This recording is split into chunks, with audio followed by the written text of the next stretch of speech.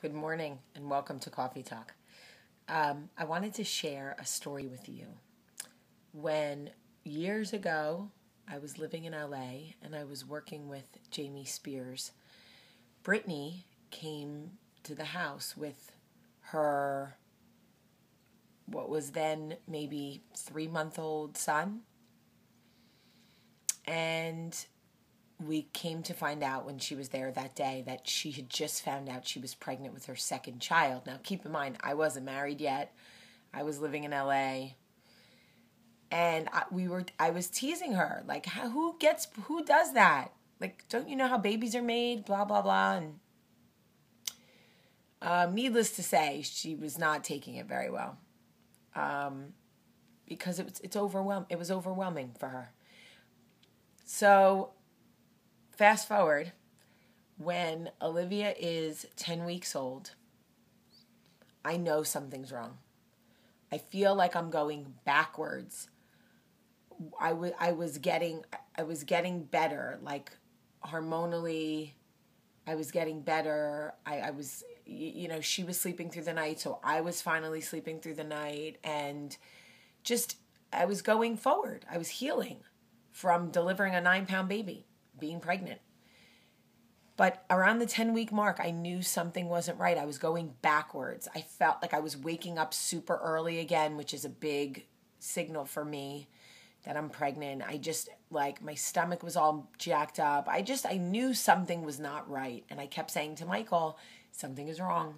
Something is wrong. And he kept saying, this is normal, as if he knew what normal was. So I told my sister, I think something's wrong. I think I'm pregnant. And everyone was like, you're out of your mind. I took a pregnancy test. It was negative. And everyone was like, see, you're crazy. And I'm like, I don't think I'm crazy. I waited a day, took another one, negative again. I was like, all right, maybe I'm crazy. But I just knew I wasn't crazy. Like, it was starting all over again almost. It was just I can't explain it unless you've been there. And I waited that third day, and Michael was in the kitchen getting ready to leave for work, and I took another pregnancy test, and the line came up immediately, and I knew it. I started hysterical crying, and I called my mom, and I was like, I knew it. She was like, what is it? I'm like, I'm pregnant. She was like, you got to be kidding me. I'm like, I'm not kidding you. She's like, how could you be pregnant? You have a newborn. I'm like, I don't know. I go out into the kitchen. I'm waving the pregnancy test in Michael's face like I'm the pregnant Harry Potter. He's like, what is it? I'm like, I told you I'm pregnant. He's like, what? So, long story short, we go to the doctor. They do an ultrasound, and there's two sacks. I was like 3 babies under one. I cried and cried and cried and cried and cried and cried. We went back for the heartbeats, and 2 weeks later, and there was only 1 heartbeat. And I thought, okay. But this was going to be, I didn't understand why this was happening to me.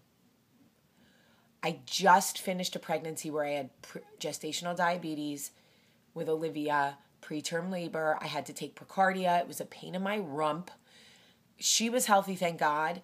But I was like, how am I going to do this again to my body? It was a big joke. It was so funny. Ha ha. And all I felt was like, why is this happening to me? I should feel grateful. I get it. But I was miserable.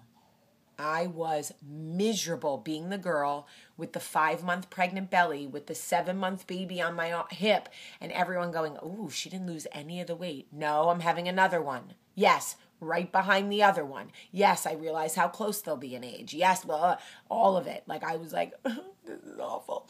I was Britney Spears, essentially. Karma, boy, she will catch you. That's my Britney Spears lesson. Don't make fun of Britney Spears when she has 2 babies in less than a year, because it'll happen to you.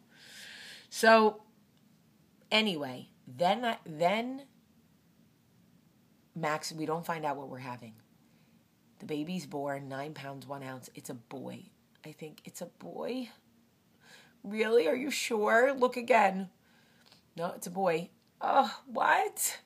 I have a girl at home. I don't know what to do with a boy. Oh, Well, long story short, everybody goes home, and I'm in the hospital with this little boy.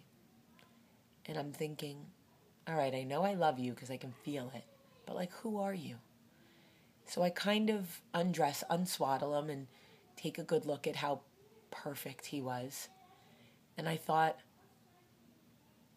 okay, the fear that I had that they were so close in age, I thought, it was like the first time that I was thinking, maybe I could do this. Maybe I'm stronger than I think. Maybe this isn't happening to me. Maybe this is happening for me.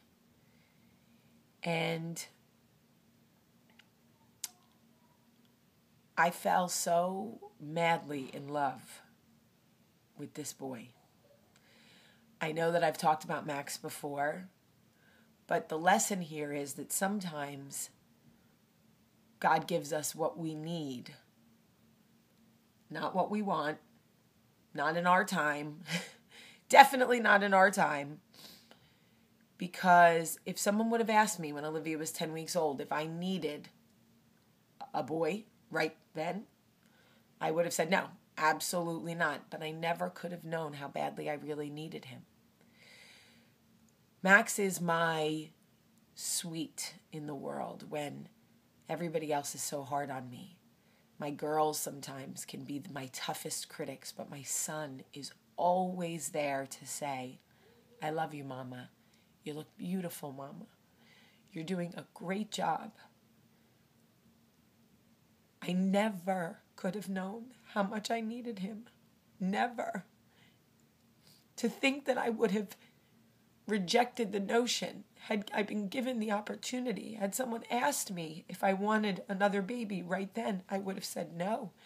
And I would have missed out on probably the boy who will love me more than anyone else in the world. Today, that boy is 6. So today I have 2 6-year-olds for the next 10 days. Sometimes we get things we don't want, things we can't possibly understand how we could ever need them. Where will this ever fit? I don't need this or want this. This is the opposite of what I want. This is not what I was praying for or asked for. Why do I have it? You will see. And it will be awesome. I love you today. Have a great day.